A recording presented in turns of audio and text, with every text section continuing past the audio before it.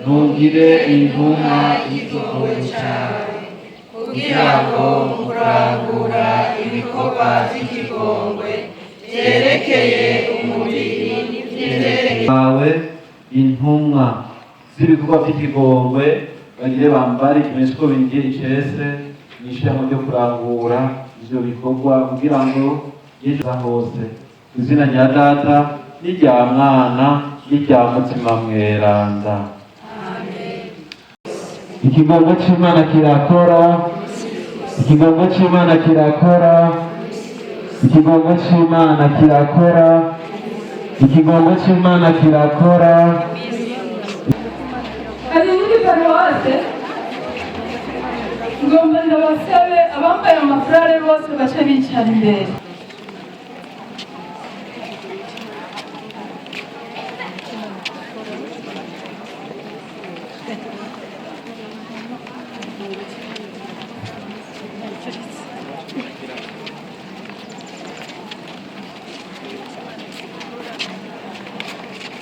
Izi furare ziriko zandikwa abantu biteguye kandi banditswe mu maparuwasi.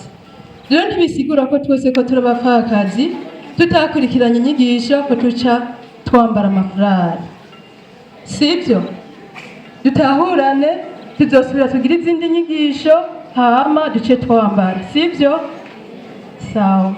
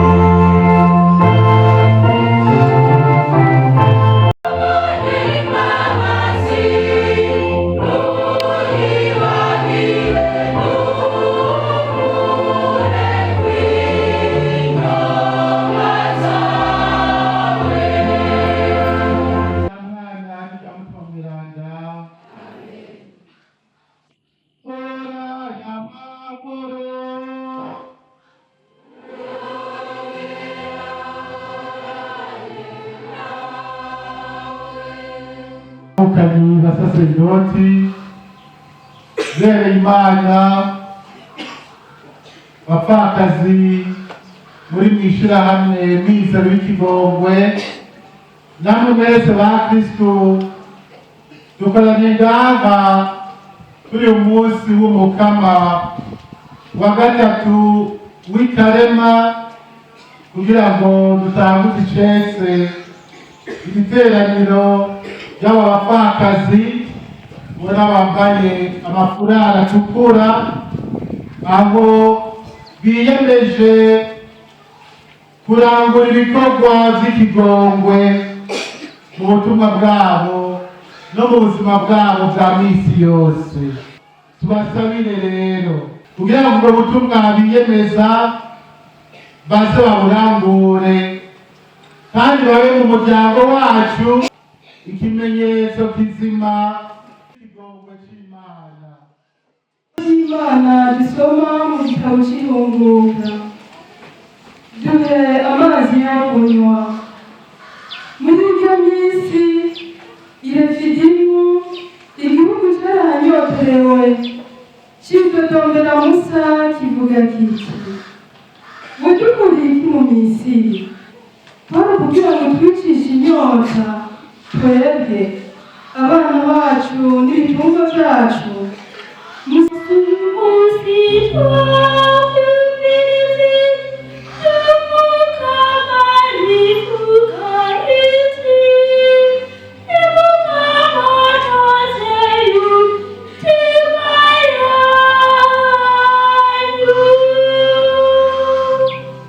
Umutima Pawulo yandikiye Abanyaroma. Urukundo rusasagaye muri twebwe kubera umutima twahawe. Bene wacu, ko ukwemera kwatugize intungane